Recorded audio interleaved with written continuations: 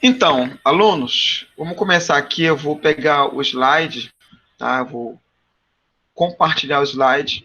Quando tiver para vocês aí visível, vocês vão dizer, ok, pessoal, estou vendo, tá bom? Deixa eu compartilhar aqui na tela, tá? Só lembrando que só aparece para mim, não aparece. Já só aparece para vocês, eu não vejo vocês, tá? Vocês conseguem já ver a imagem? Já. Sim, O consigo. link, o Já. slide? Sim. Tranquilo. Então, olha só.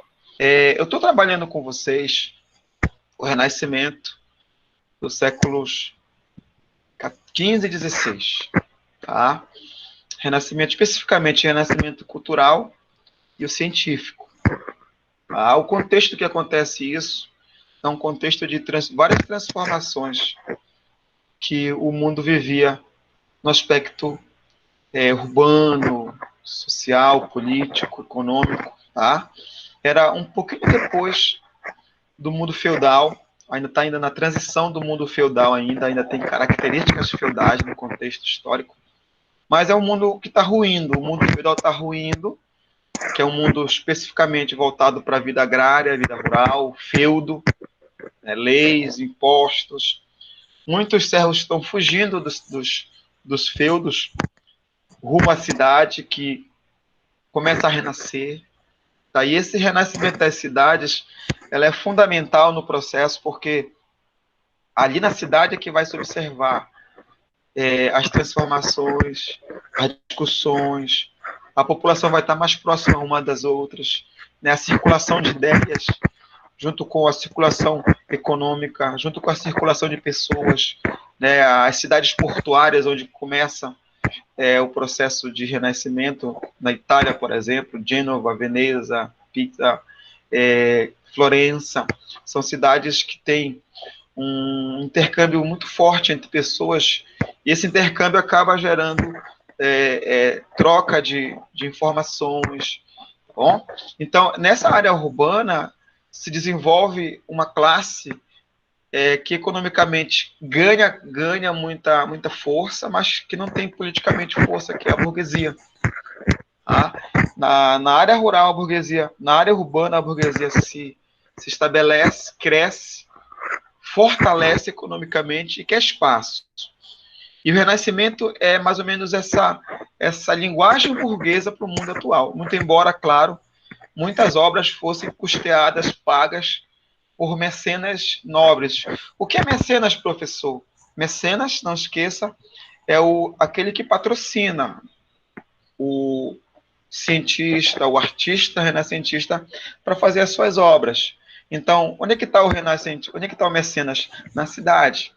É o padre, é o bispo, é o burguês, é o nobre, mas, sobretudo, o burguês, que deseja espaço, deseja amplitude social, coisa que não tem, porque o poder social, o poder econômico ainda é da nobreza, ainda é do clero. Então, por isso que o Renascimento ele tem essa característica de valorizar o ideal burguês. E veja, o Renascimento não é feito para a população pobre, tá? Ele é um movimento cultural de elite, tá? Porque quem banca são as elites.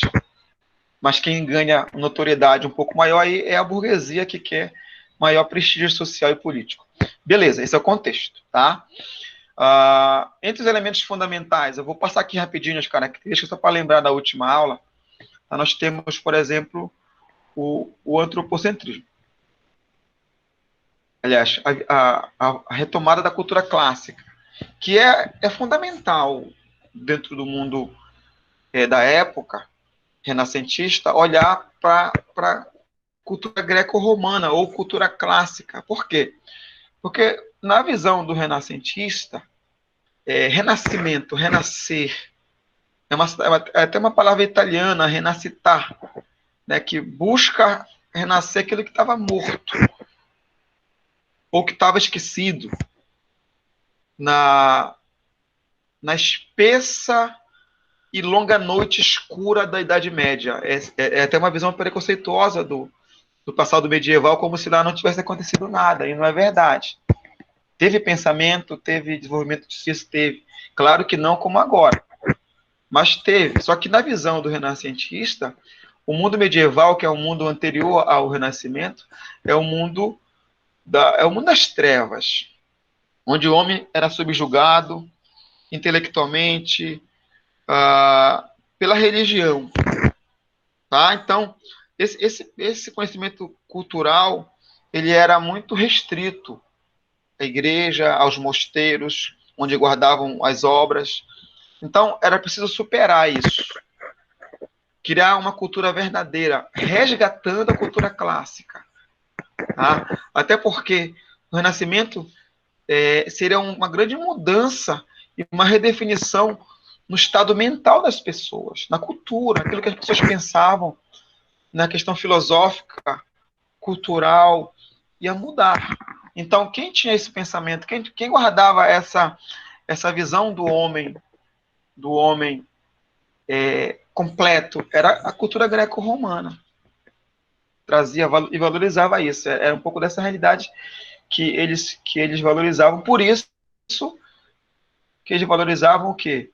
O antropocentrismo.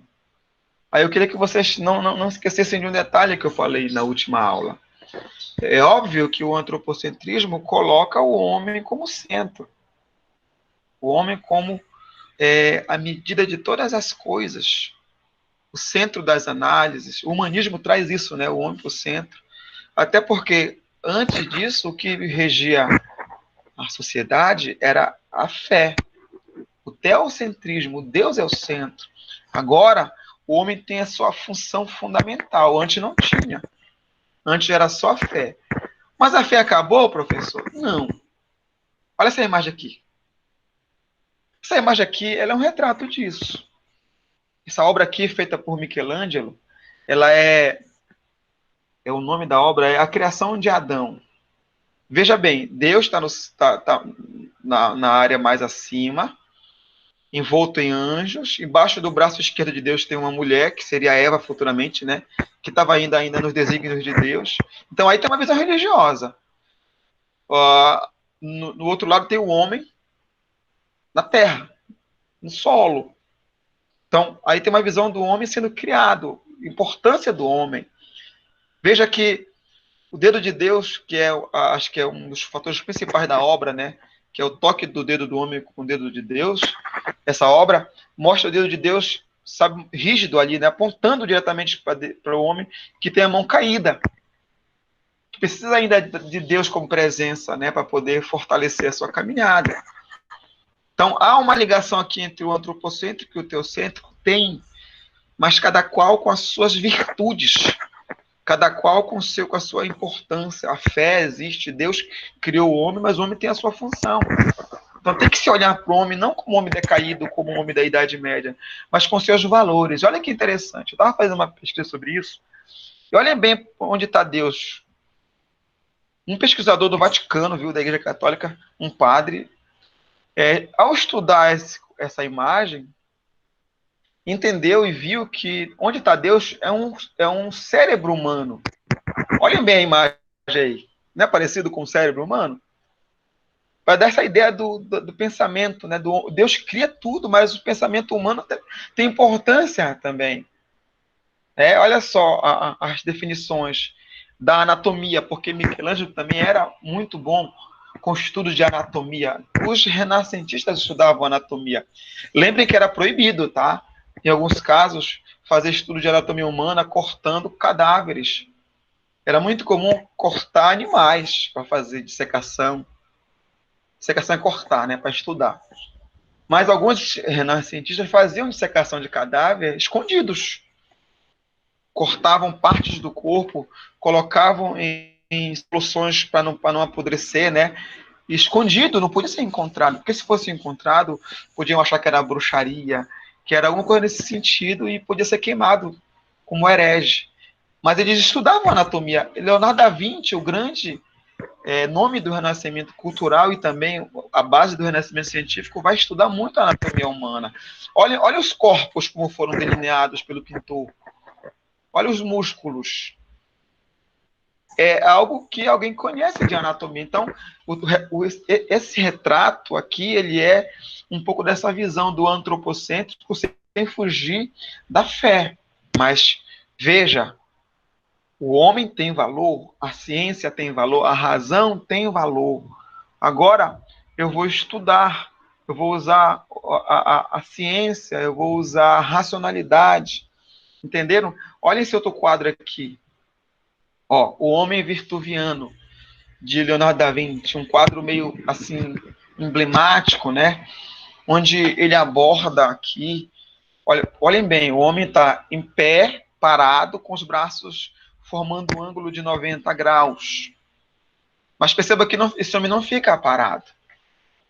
Há o movimento dos braços, né, no caso, e também o movimento das pernas, que traduz o que para nós? Ó, as pernas delimita como se um quadrado, tá vendo? Formas geométricas, matemática, isso também.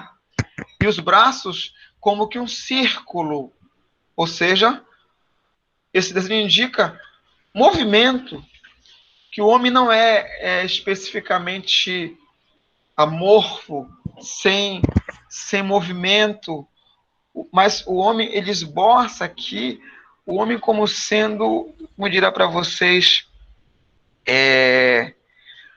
dá o sentido da dinâmica da vida humana, e não é algo perdido, algo que não tem significado sem Deus, mas o homem tem significado.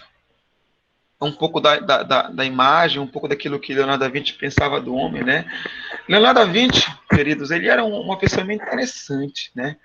Ele tinha ele tinha vários aprendizes, ele ensinava essas coisas. Ele era tido por alguns como louco, mas ele deixou muitas coisas interessantes, como eu diria para vocês, muitas contribuições para o que vem depois, que é o renascimento da ciência. Entendeu? Então, essa imagem aqui, o símbolo do mundo material, tá? A movimentação dos braços, o círculo, a órbita celeste, inclusive, né? Que depois vai ser debatida. Na última aula eu cometi um erro, né? Eu falei de Ptolomeu, mas Ptolomeu criou o mundo geocêntrico, não. Ptolomeu criou o mundo geocêntrico, o mundo onde a Terra é o centro do universo, que depois o Copérnico vai questionar, e depois vem outros que vão junto no debate, né, para provar que o centro é o Sol. Então, veja, essa imagem aqui do homem virtuviano mostra uma circunferência, até porque muitos achavam que a Terra ela era plana, e que no final desse mundo havia o quê? Um abismo, onde as embarcações caíam. Como as embarcações da época eram muito frágeis, elas não voltavam, né? Elas naufragavam. Então, dava uma noção de que, como não voltou, ela caiu ali no abismo.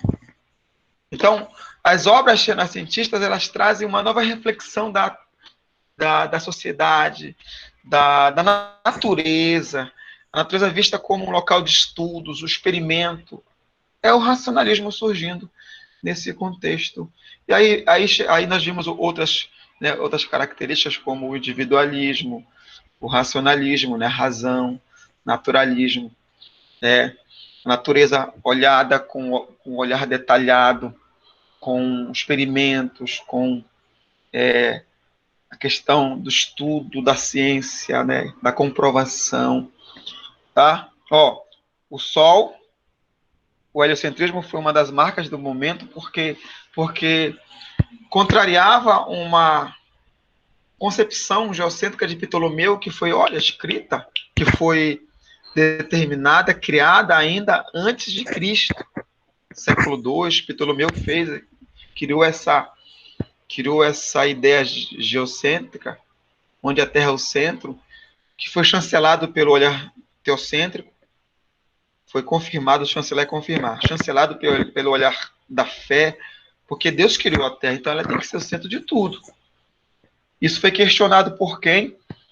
Por Copérnico, que era um padre, olha só, um padre católico, né,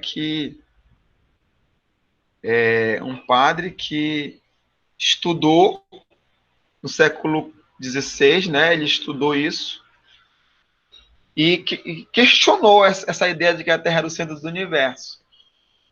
E, a partir daí, criou uma teoria chamada heliocêntrica, defendendo que o centro do universo era o Sol. E aí ele foi perseguido por isso, né? Mas ele morreu, né? E os seus escritos se propagaram, né? Aqui tem uma imagem, né? Aqui, ó, a imagem do Sol, a ideia do... Aqui tem outra imagem, deixa eu ver aqui. Aqui. Essa outra imagem aqui, né? O diagrama do sistema heliocêntrico de Copérnico com a Terra e os planetas em órbita do Sol, que questionava... Isso aqui é o novo, né? Que questionava o antigo geocêntrico, onde o centro era a Terra. Então ele foi questionado por isso. Depois veio Giordano Bruno, que defendeu isso também, e foi queimado. O Giordano Bruno era padre também, e foi queimado por conta dessa ideia de que a Terra era o centro. A discussão rolou muito até chegar em Nicolau Maquiavel, né, que já é um dos expoentes do renascimento científico. Tá? Beleza, eu vou parar. Aqui tem um ar fresco, tá? Da Capela Sistina, onde foi tirado ali a ideia, a criação de Adão, e tem outras pinturas também, né? Tá aqui o ar fresco, tá? O ar fresco da Capela Sistina ainda hoje. É uma obra de arte maravilhosa. Antes de eu entrar aqui no Renascimento Científico, deixa eu perguntar para vocês aí, queridos, vocês estão com alguma dúvida aí? Deu para entender esse resumozinho que eu fiz agora? Sim. Alguém tem alguma dúvida? Quer perguntar alguma coisa? Deu para entender sim, professor. Deu para entender. Alguém tem alguma dúvida aí que queira perguntar? Não. Posso continuar então? Pode. Pode. Tá. Vamos aqui então. Queridos, o renascimento científico, ele nasce, ele é uma espécie de consequência óbvia do desenvolvimento cultural criado com o Renascimento. Novas ideias, novos valores, o homem se encontra novamente na questão da ciência, do olhar para a natureza, do olhar para as coisas, e passa, então, a inovar, passa a criar. O homem entende, né, a sua capacidade inventiva, criativa, até porque antes o homem ele era visto como ser decadente, né? Agora ele é basicamente um homem dotado de virtudes, de conhecimento, entenderam? Então, a partir daí, o homem passa a ter uma importância, passa a ver a importância do estudo, e aí, a partir do estudo, começam a vir experimentos e invenções. Por isso que o Renascimento deve ser entendido dentro do contexto do renascimento cultural, porque é ali que nasce. A imagem que eu peguei aí para vocês é a imagem de um médico mostrando um cadáver. Vocês estão vendo aí? Vocês percebem bem? Dá para ver direitinho?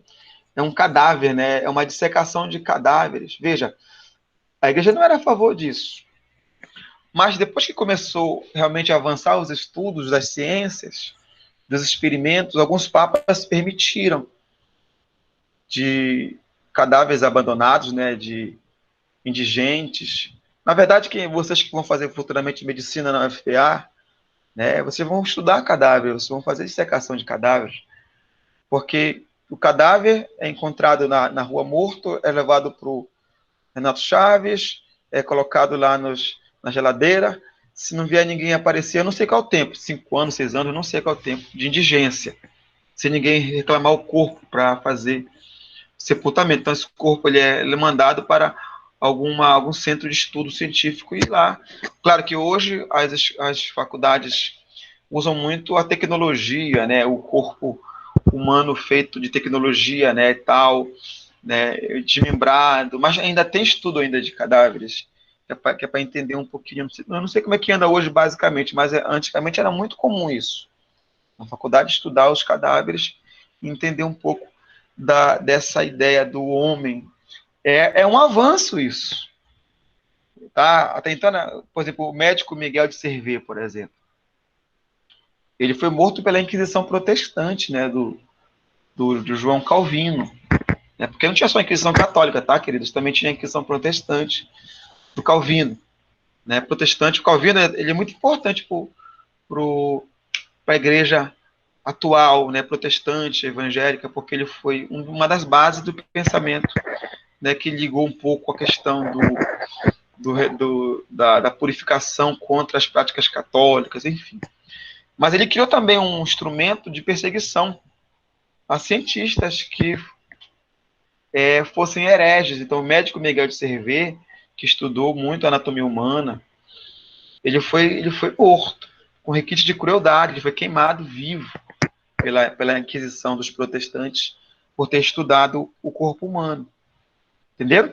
Então, é um pouco aí que está se desenrolando a ciência, nesse ambiente de um lado hostil e de um outro lado impulsionado por mecenas, por padres, por bispos, que querem o conhecimento, por nobres e por burgueses, sobretudo, tá? Que querem o conhecimento, tá? Nesse processo histórico, tá?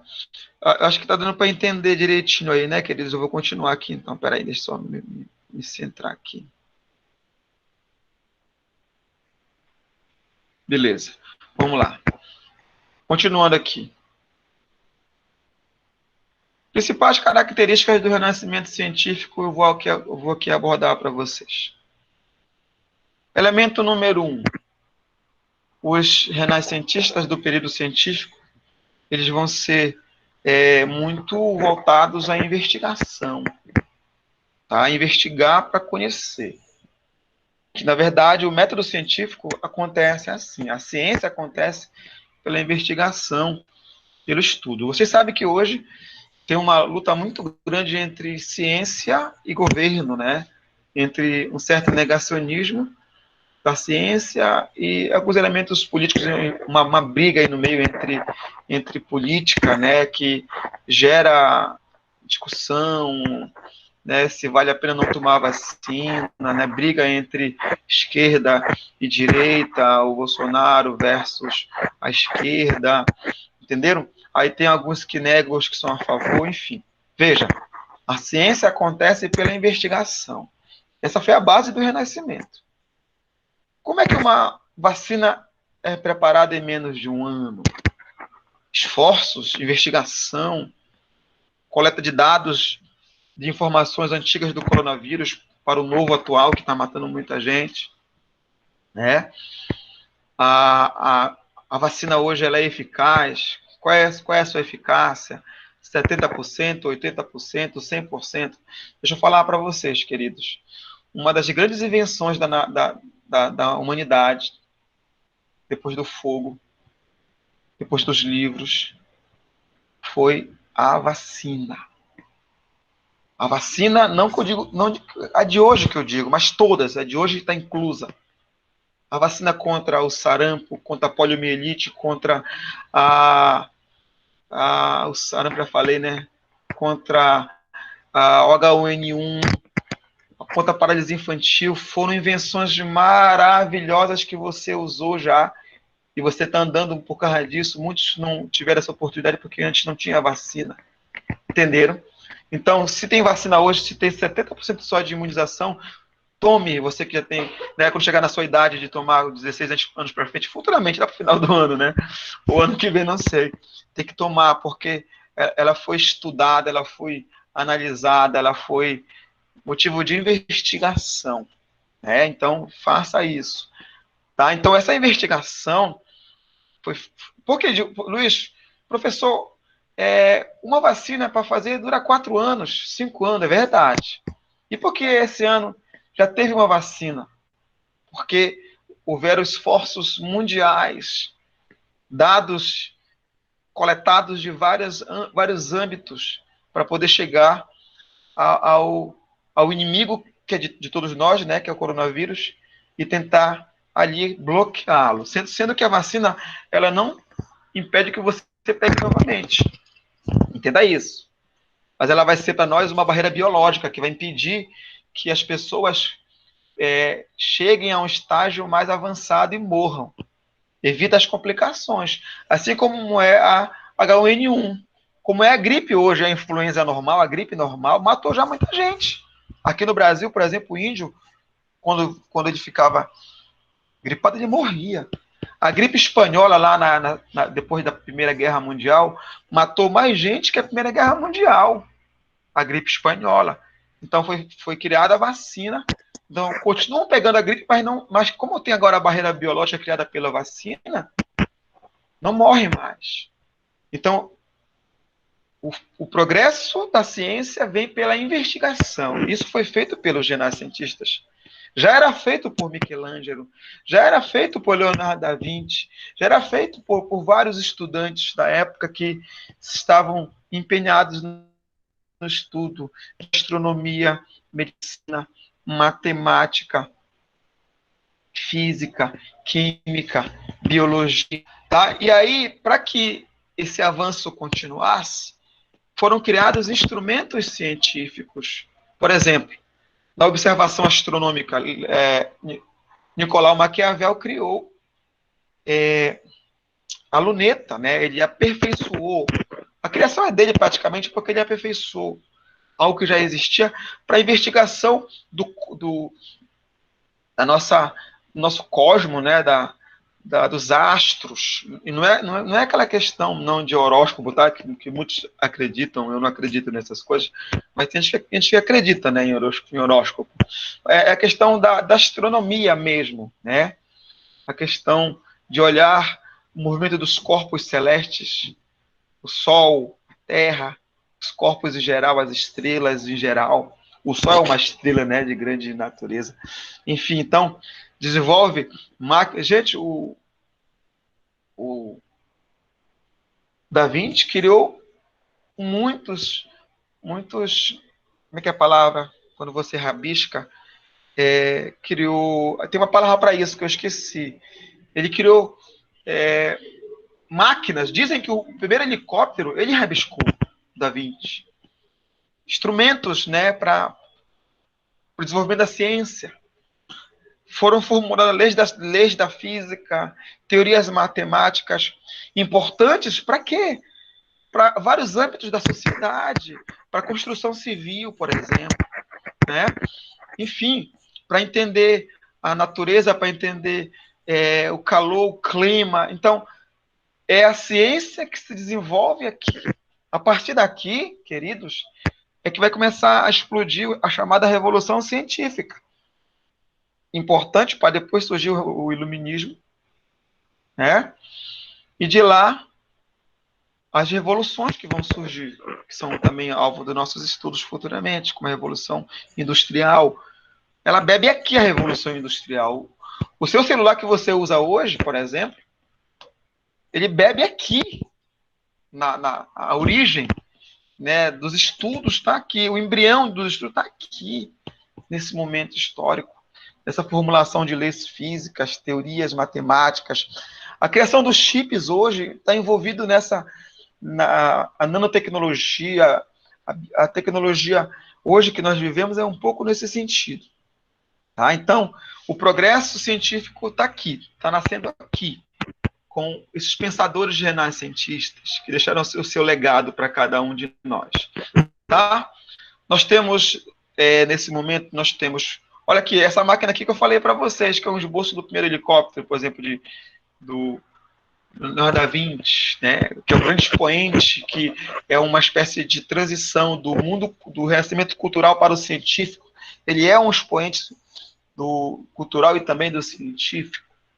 O Copérnico, já falei sobre ele, né, ele cria a teoria heliocêntrica, que depois vai desembocar e vai ser chancelada por Galileu Galilei, que é uma espécie de mentor da física. Depois vem Isaac Newton, Gostaram do meu inglês? Vou falar de novo. Isaac Newton, lá em Marituba, chamado de Isaac Newton. Inclusive, hoje, dia 31 de 3 de 1727, ele foi a morte do Isaac Newton. Faz vários séculos que ele faleceu. Não sei como fazer a contagem aqui agora, mas ele morreu deixando um legado importantíssimo, né? Miguel de Cervé aí, ó, que foi queimado pela Inquisição Protestante, William Harvey, que estudaram a circulação sanguínea dos corpos. Então, são pensadores valorosos e importantes no processo, né? Olha só, o Da Vinci, ao morrer, ele vai deixar cerca de 4.000 páginas com desenhos, anotações, projetos de máquinas, tratados científicos. Por exemplo, entre seus projetos, o que é que nós encontramos? Máquinas voadoras, máquinas de guerra capazes de lançar bomba à distância, máquinas têxteis. Olha só, esse aqui é o embrião da Revolução Industrial, queridos. Olha o século XVI. A Revolução Industrial começa ali no século, deixa eu ver aqui, 1700 e alguma coisa, né? Século XVIII. 1800, século XIX. É ali, nesse processo ali que está. Aqui é o embrião da Revolução Industrial, né? Esboço de músculo, ele era muito bom anatomista.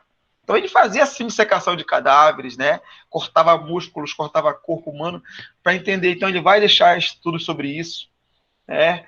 Enfim, ele vai ser importante por conta do seu legado, dos seus estudos, que vai incentivar outras pessoas a estudar também esse processo histórico.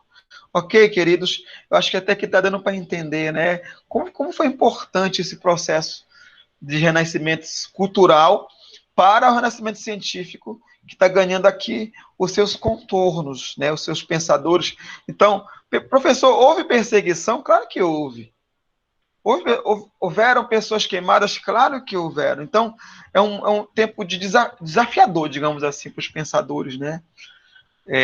Então, por isso que nós não podemos voltar a esse momento, gente, questionando a ciência, porque ela tem seu valor. O Brasil não tem mais avanço, porque não tem investimento em ciência. Nós dependemos dos outros países mais avançados para fazer ciência. Agora, o Brasil vai lançar agora a Corona, o Butantan Vac, né?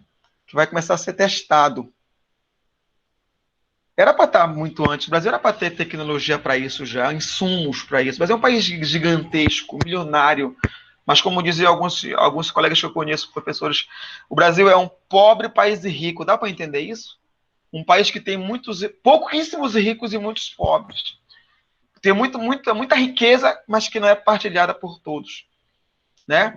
Então, não devemos voltar a um pensamento antigo de que a ciência não tem valor. Claro que tem valor. Ela deve ser entendida como um importante instrumento do desenvolvimento.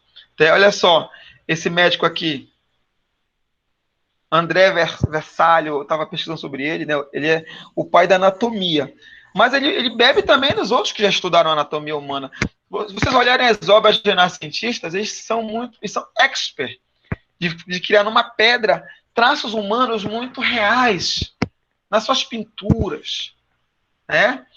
Veja, a Revolução Científica, portanto, ela trazia revelações no campo da medicina de maneira extraordinária, que, claro, contrariava dogmas, mas foi necessário para poder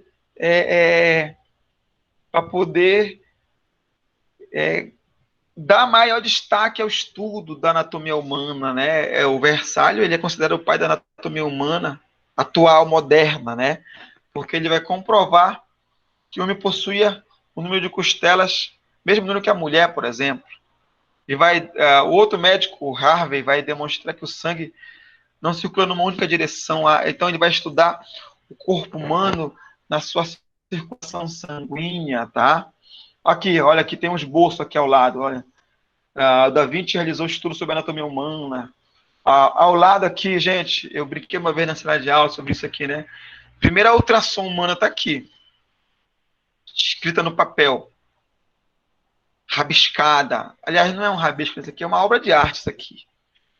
Alguém pegou uma grávida morta e cortou para ver o embrião humano. Até a minha filha quer ver aqui, olha aí. É isso aqui, moço. Tá, tá bom, sai. Minha filha está escutando aqui a minha aula, né? Ela quer ver também. E assim, veja a perfeição do estudo. É um primeiro passo para entender um pouco da questão, como é que é a palavra, meu Deus? Obstétrica. A criança no útero, na barriga, né, ali no útero, né, da mulher, como é que ela estava ali justaposta, deitada, como é que ela ficava. Então, são contribuições, né, o estudo dos embriões, né, de outro lado o estudo do braço, né, enfim. Então, são formulações que vão dar instrumentos para estudos futuros. Então, a ciência ela dá passos importantes nesse momento. Né, os médicos, futuros médicos, vão cada vez ganhar mais conhecimento. Hoje se faz o quê? Se faz cirurgia usando o braço mecânico. Mas só existe isso hoje porque alguém começou a estudar lá atrás justamente isso aqui. Essas anatomias internas do corpo humano. Né, que era proibido, mas que era necessário. Tá? Aqui não matou alguém para fazer isso, né? Claro. Foi feito a partir de um cadáver, para alguns abominável, né? Por isso que era desafiador, para outros necessário, tá? Enfim. Olha essa imagem aqui desses braços aqui, gente. A circulação sanguínea, pulmonar, que Miguel de Cervier vai estudar, né? Foi para ele motivo também de condenação. Ele foi morto, né? Por religiosos calvinistas. Alguém respirou fundo aí, tá? Agora vamos andar aqui em algumas imagens, para vocês verem como é que eles vão desenvolver esse estudo, né, do corpo humano, né? Olha só, o corte esquemático do crânio humano, né, que foi produzido por Leonardo da Vinci ali. Olha o ano aí, gente, 1510, 1511, tá? Enfim, que mais e mais. Eu tomei o cuidado de procurar, gente, assim, obras da época, né, para vocês verem como é que eles estudavam a anatomia humana ali e colocavam isso no papel. Por isso que foi importante a invenção da imprensa por Johannes Gutenberg, porque ele colocou tudo isso no livro, né? Colocou isso para que as pessoas pudessem ver a impressão ali, né, tipográfica. Olha só aqui, a ilustração anatômica feita por Laurentius Frisius, aqui, né, a figura número 9, e a outra aqui, a ilustração anatômica de Verangio de Cap. Então, o médico, futuro médico, ou o médico que estava naquele momento estudando para ajudar as pessoas contra as doenças, ele tinha que saber isso, a anatomia humana, o corpo humano, as suas partes, né? Entenderam? Aqui, outra ilustração anatômica aqui, da criança no útero. Olha só como é perfeito o corpo, a perna cortada, né? A criança justaposta, pronta para sair do útero, para a mulher parir, que é o nome mais correto, né? Lá vem a minha filha, não vou olhar aqui, não vem não. Tá? A ilustração do esqueleto humano, nosso esqueleto, né? Como é que nós somos. Essa aqui seria uma radiografia naquela época, gente? Pode ser, né? Enfim, extraordinário essa obra renascentista. Pode olhar, filha, dá uma olhadinha aqui. Fica gravado ali. Tá bom, vai embora agora. Que mais? Outra ilustração aqui. O homem zodíaco dos três... que é francês, né? Não sei falar. Olha o século XV. Tá? Olhar o homem, enfim... Aqui, claro, aqui tem uma questão, né, um pouco ainda sobrenatural, mas quer entender o homem um pouco no seu aspecto físico também, né? Para ver se tem outra imagem aqui. Tem sim o cérebro humano. Olha só como foi feito aqui essa anatomia do cérebro humano do século XVI, aí, ó, o cérebro humano sendo observado. né? Corpo humano ali na sua anatomia sem a pele, né? Corpo humano sem a pele, para mostrar como é que era justaposto, né, no nosso corpo, enfim. E para a gente olhar mais adiante. Espero que vocês tenham gostado desse percurso aí. Eu fiz questão de pegar cada uma dessas imagens aí, gente. Vocês encontram na internet isso. Mas eu compilei. O que é compilar, professor? É reunir. Né? Eu compilei tudo aqui, para vocês terem uma noção do que eles pensaram, do que eles estudaram, do que eles escreveram, para a posteridade conhecer e depois aperfeiçoar com uma investigação mais ampla sobre isso, né? Ó, Copérnico, já falei sobre ele. Ele vai estudar e vai defender, vai negar o geocentrismo, né? E vai defender a Terra como centro do universo. Tá? Aqui está o teocentrismo, já falei para vocês.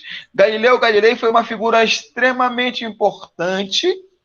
Ele vai defender como astrônomo que ele era, né, como pai da ciência moderna, por ter sido observador de que ele confirmou as teorias de Copérnico. Tá? Veja, antes dele, Giordano Bruno tinha confirmado.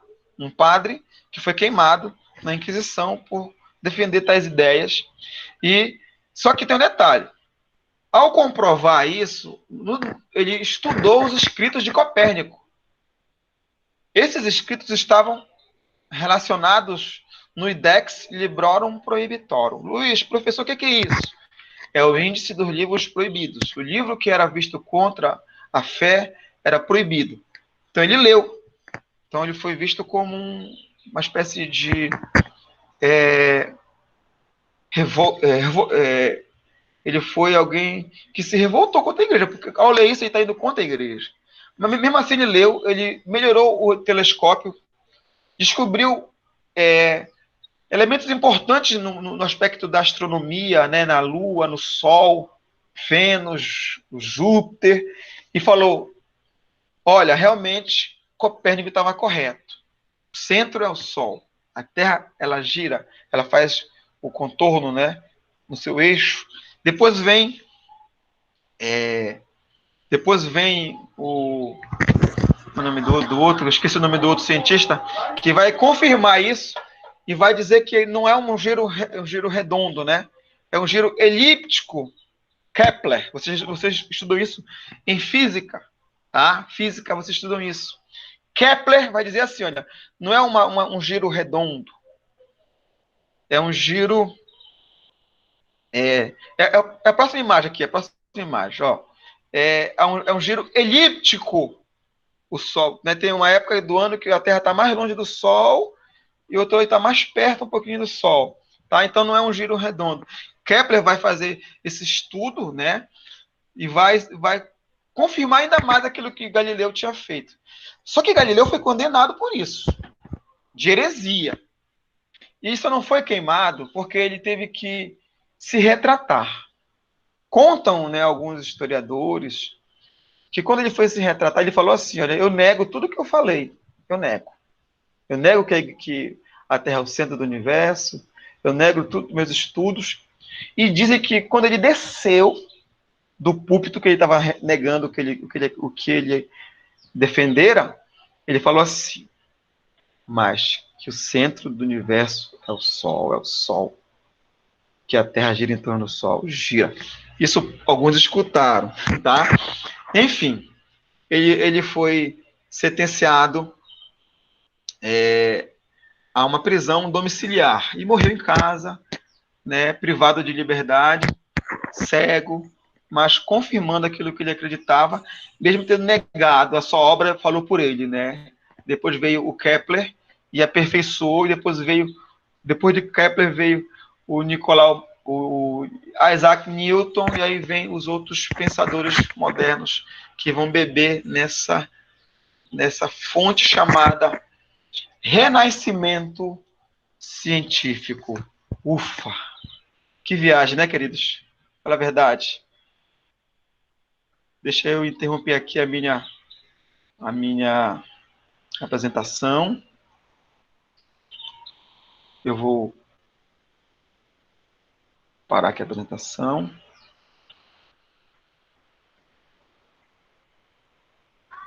Agora eu vou terminar a gravação. Tá gravando, né? Tá para quem vai ver depois, tá? A gravação. Estude para tirar nota 10.